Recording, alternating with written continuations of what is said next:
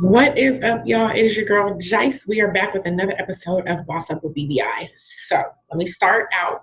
For those of you that are watching me on YouTube, please forgive this crazy lighting. If you've been following me for the past couple of weeks, I have been without an office. And so I'm here in my kitchen and the lighting isn't great. And we're going to just keep the show rolling. This actually plays perfectly into our topic today. So let me just start off by welcoming you. I am your girl, Jice Johnson, host of Boss Up with BBI. I'm very excited. This is a podcast where we talk about all things money and mindset in the Black community.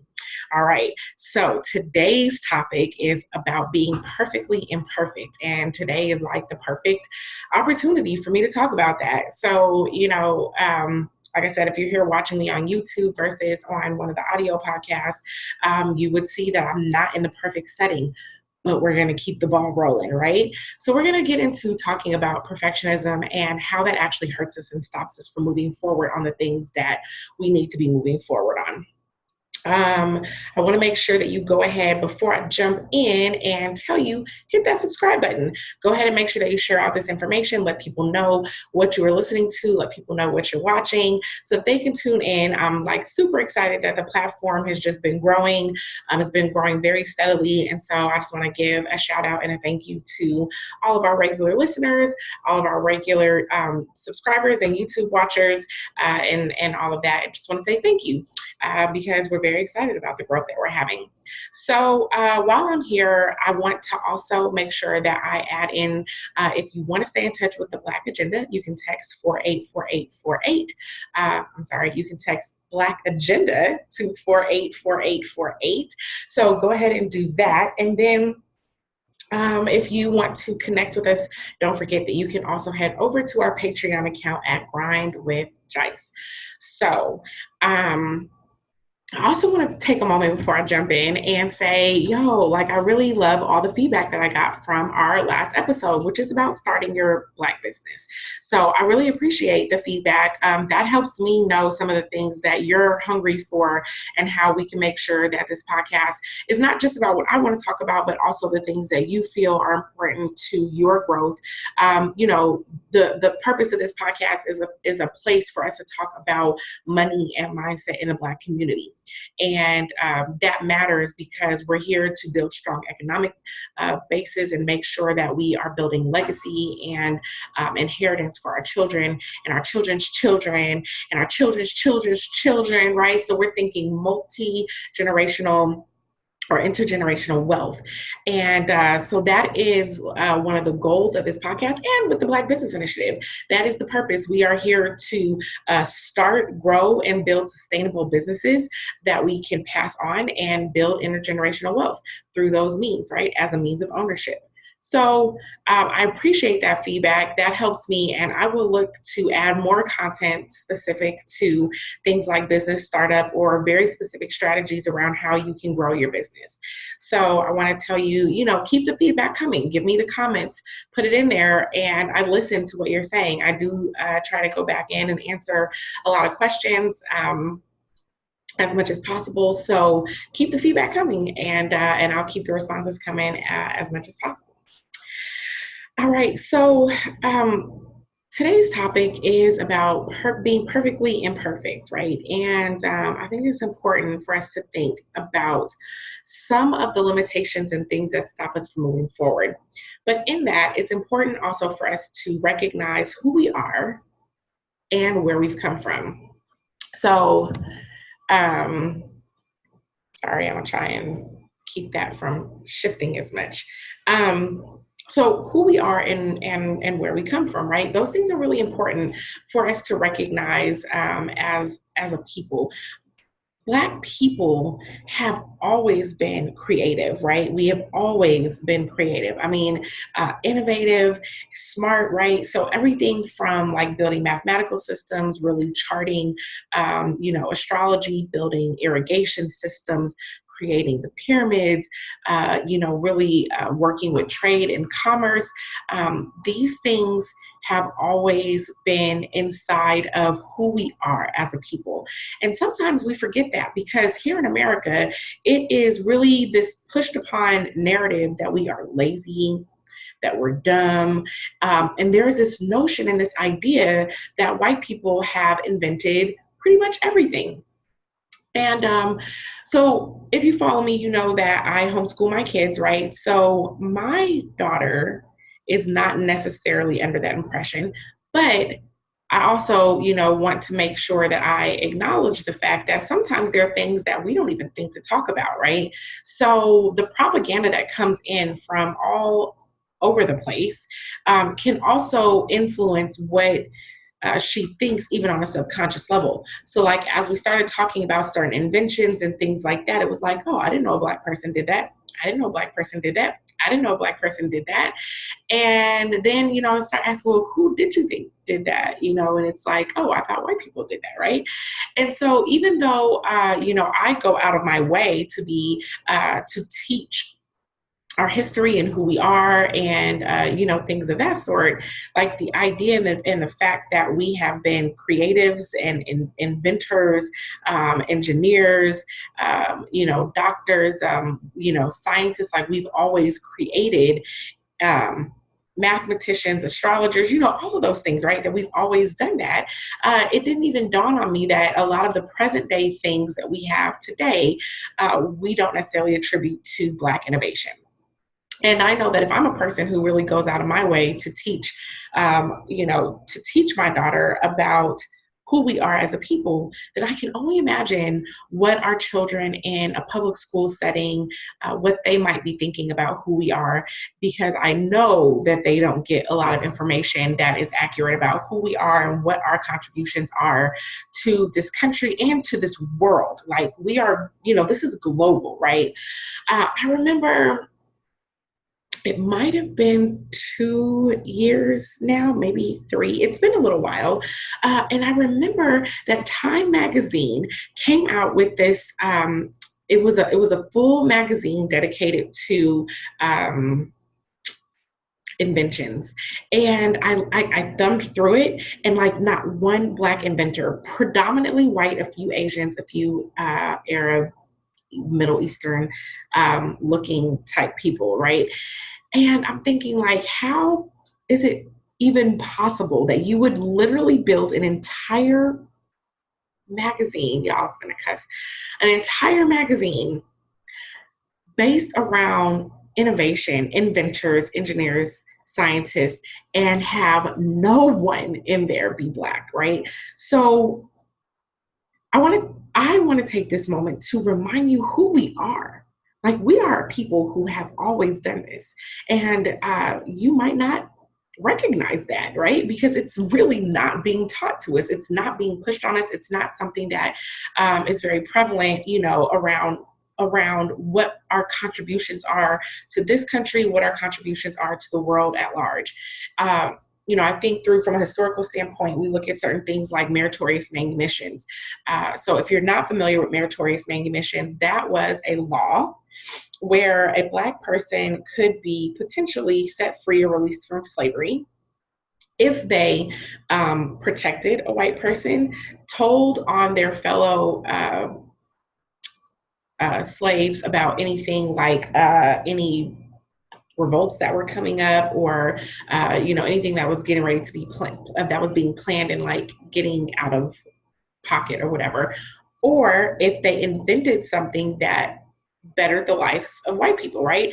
And because we weren't able to really go and get these patents and things like that, then a lot of times slave owners would take a slave's invention, go in and get it patented, and you may get your freedom, but they would certainly have an invention that they've attributed to them, right? Because you're not a person, you're their property, and if you made it, they made it. How crazy is that, right? But, sometimes I have to, I try to remind us that we have to be a little gentle with ourselves, because these ways that we behave are very much conditioned, right? So you wanted to gain your freedom, that meant protecting white people. To this day, we still, in a lot of subconscious ways, look to protect white people. Think about it. You'll go to your job and you will not want to say certain things, not behave a certain way. You might want to tone down certain talk that you believe to be offensive because, fragile white tears, right? Like we still protect white people. you might sell out one of your own so that you can get your freedom, right? We infight and sell out each other all the time, right? And then the idea that you would build something that would better their life, right? And so that's something that we don't see as much, because once we were free and they weren't able to take our inventions from us, then it became, you're stupid, you're lazy, you don't know nothing, we've built this, you've done nothing.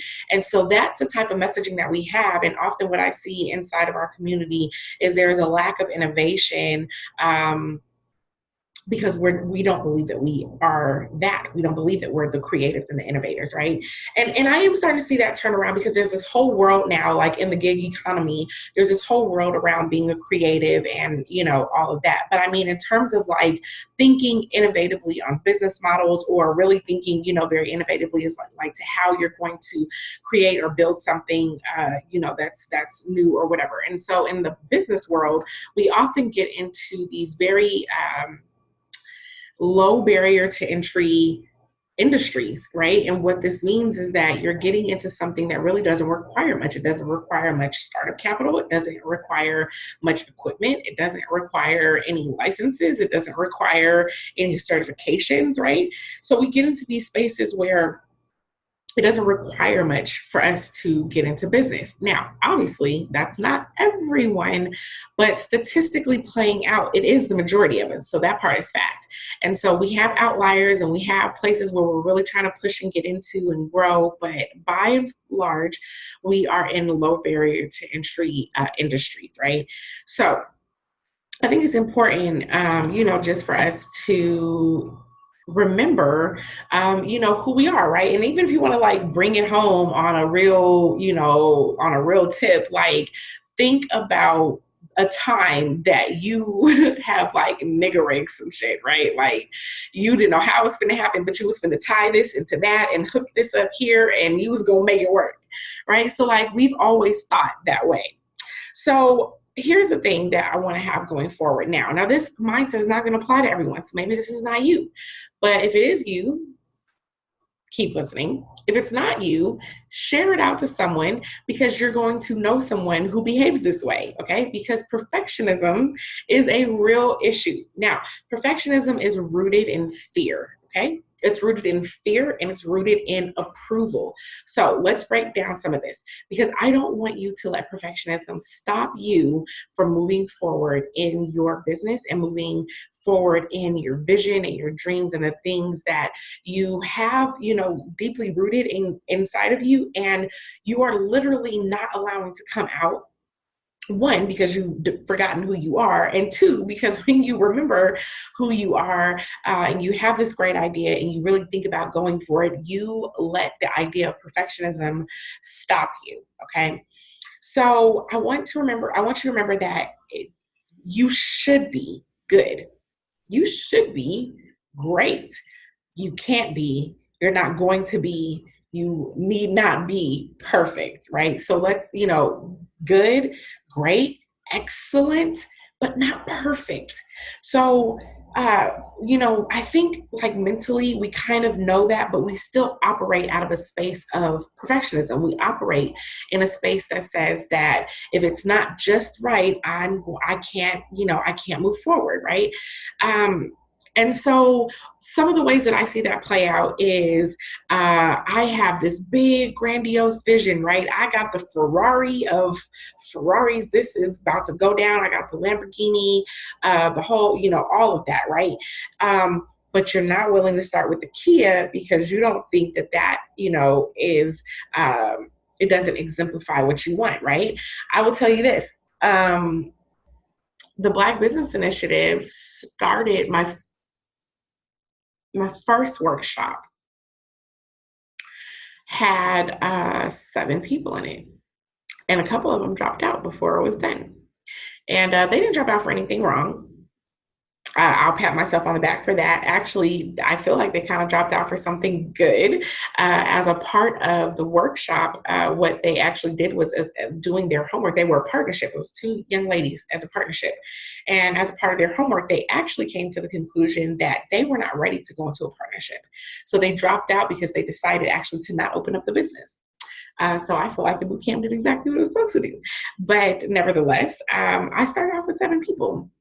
And so, I think had I thought about like where I want to be, right? My last major workshop. So like I did my vision board party in December that had about 150 people in there. I just did an access to capital workshop that had about 40 people in there. And that's kind of the standard. Like if I do like a big workshop, the vision board party is more of an event. But if I do like a workshop, I average around 30-ish people. Definitely have some that are smaller, but that's around my average, right? I didn't start there. I started with 7 and a couple dropped out, right? So I think actually when I finished, I think I finished with 3 people out of that class in total. So, had I let that idea of like this perfect vision that I had in my head of, these super full classes where people were here ready to go and get the information, I would have stopped because it didn't turn out like that. It wasn't that way. And I would have seen, or my need for perfectionism would have allowed me to see what I did as a failure. So I want to kind of go back and touch on that a little bit. There's one thing to recognize here is that you get really great customer feedback when you launch something, especially if you launch it in a way that is seeking feedback. So this is kind of like a business tip, like ding, light bulb, business tip, okay? If you're trying to build a Lamborghini and you're starting off with a Kia, don't worry about that. What you actually need to do is just get feedback on your Kia so that as you build the next model, you have some customer feedback as to what they loved, what they didn't like, what they could live without, what they would, consider having. You can get ideas around price point, right? And so as you build, as you scale, that's really like the term that we're looking for. As you scale your business towards where it is that you're ultimately dreaming and looking to get to, you can get some really great customer feedback that can actually help you build, and your customers get very vested in the process, right? So if I come out and I launch my widgets, and you go and you have tested my widgets and you like it, and you might have even bought one of the widgets, right? So I'm not saying that you can't sell something, but I want your feedback. So I might say, I'm planning on putting these widgets on the market for $20. I'm going to sell the widget to you for $10. But what I would like in exchange for that 50% discount is your feedback, right?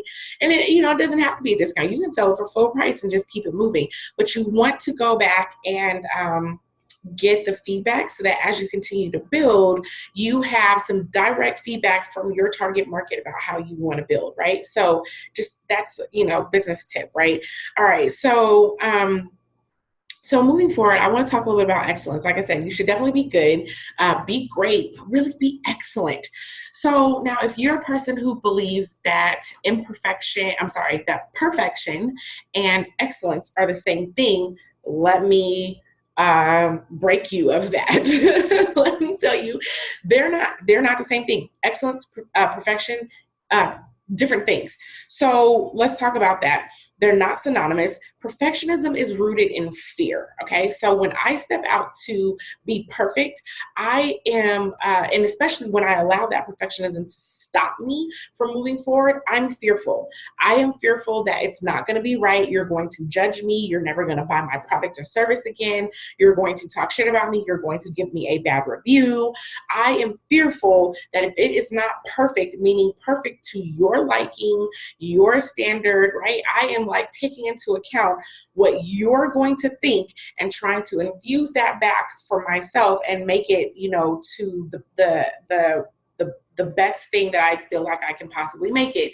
I take that back. Not the best thing that I feel like I can make it, the best thing. It has to be absolutely right. So perfectionism is rooted in fear, whereas excellence is really driven by purpose. If I have this widget, I know that it solves this problem. I want it to be absolutely fantastic. I am focused. I want to execute effectively. I want the delivery of it to be right. I want to do all those things, right? And I'm really driven by my passion, and so I want it to be right. But I want it to be right, not out of fear that you're not going to work with me, do business with me, that you're going to talk about me. I want it to be right because like I really want this to solve your problem, right? I want to solve your issue. So, you know, perfectionism is rooted in fear. Excellence is driven by purpose. And perfection really gets out there and it tries to prevent you from making mistakes, right? So when you're looking to be perfect, what you're really saying is, I don't want to mess up at all. I don't want to make any mistakes. I don't want to mess up anything. I need this to be done right. It needs to be done right the first time. And the reality of that is that one, first of all, it just doesn't happen, right? So that's the reality. Let's just start with that reality. But let me break down one deeper reality, which is the idea that your mistakes, your failures, right? We'll say failures, your mistakes, your failures are opportunities for you to grow. They're opportunities for you to learn. So when you go about it trying to not make any mistakes, trying to keep yourself from making any mistakes at all, you're really denying yourself the ability to grow and learn and get feedback and make adjustments, right? Because if it was perfect to begin with, why does anybody else's feedback matter? If I knew I strived to make it perfect and I launched something that was perfect, I don't care about your feedback. This is perfect. There's nothing I could do to make it any better, right? So that's where, again, it comes into your fear because how confident are you that you're going to make something and then feel like you need no feedback? It is perfect the way it is, and that's what it is, right? So you can't be confident in that. That's the fear that stops you from moving forward. Because if you're looking for that perfectionism, then you're looking to not have any mistakes. But since you can't guarantee that you're not going to have any mistakes, you can't guarantee what my feedback is going to be to you, then you avoid that situation altogether. So perfectionism really is an aid to you avoiding moving forward or moving your dreams forward. Whereas excellence says, I have given you the best that I have, and whatever feedback that I can glean from that, I'm going to work on that and I'm going to, do it even better. And then I'm going to do it even better. And so your excellence is rooted in this opportunity for you to grow, and your perfectionism is really rooted in this opportunity for you to stay stagnant out of fear that you actually can't accomplish that perfectionism in the first place. So the other business tip, so ding, ding, business tip is you need to prepare for challenges. You're not going to be perfect. You're already going to know that even in spite of or despite being excellent and working on excellence, there's still going to be things that pop up that you cannot necessarily expect, or you don't necessarily know what exactly it is that you're going to do. You're going to have to think real quick on your feet. So you have to kind of prepare yourself for those challenges, right? When I do my events, I have a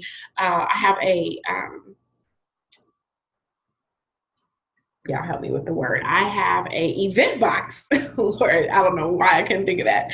Okay, so I have an event box, and inside of my event box, it has all types of things, right? Like I might go and say I have no need for tape, no need for scissors, no need for staplers. It doesn't matter. All that stuff is in my box because I never know when I put up this prop on the wall and it doesn't stick as I intended it to. And now I need to go back and use that tape, the tape that I didn't think I was actually going to need, right? So that's how you begin to prepare for the challenges that are coming. I absolutely know 110% that when I set out to do an event, it never fully goes to the way that I planned it. Now, you on the receiving end might not have been any of the wiser, but me on the planning end, I know I'm like, oh, that didn't happen. That I meant for that to go, one way. I didn't think that this was going to be an issue, but it was. So I know that there are things that don't go according to plan,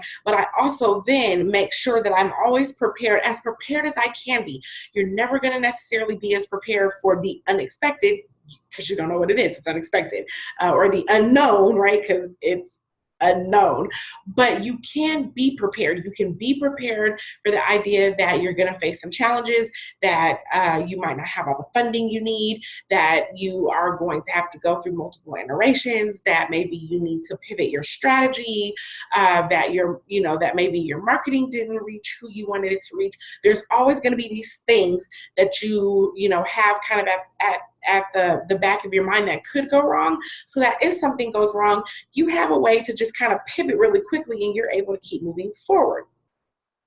So, in order for you to not necessarily work on being perfect, but instead work towards being excellent, and as a part of being excellent, prepare yourself for challenges. Prepare yourself for things to not always go according to plan and not always go right, despite whatever. So, so this is a pretty short podcast for this week, but I really want to spend some time encouraging people, because one of the number one things that I get, and this kind of is being spurred off of the conversation that we had with building your Black business. So a lot of the commentary I get is, man, I love what you said. I really, I want to start my business. I just haven't, because, I don't have everything in place. I don't have things in order. When stuff gets in order, I'm going to. And the same thing that I tell my clients is, I bet you've said that before. I bet you said that last month. I bet you might have said that last year. Like at some point, you might have said, when this happens, then I'll be ready, right? And the reality is that you need to just go. You need to just start and let the chips fall where they may. Have something that's good, have something that's great, work towards excellence and start. So that's what I got for you this week. And I hope that you find this information helpful if you are kind of in that limbo place of knowing that you're ready, or that you want to get started on your business, or you have this desire, you have something that you are passionate about and you haven't done it because you've let the fear of perfectionism stop you. Recognize and walk in the fact that you are perfectly imperfect and just start. So that wraps up this episode for Boss Up with BBI. You guys, I want to just encourage you again to subscribe. I thank you for tuning in. Please share out this information. Like I said, I knew tonight's message wasn't going to be for everyone, but it was going to be for someone. And if it's not for you, share it out, because there might be someone on your, on your timeline or platform, or inside of your circle that really needs this information. Maybe you know someone who keeps talking about wanting to start this thing and they just haven't been able to get it off, right? So I want to encourage you to embrace your imperfections and get started. Make sure that you go over to the BlackAgenda on tour.com. Make sure that you text BlackAgenda to 484848. Make sure that you hit me up on Patreon at Grind with Jice. And until the next episode, y'all, peace.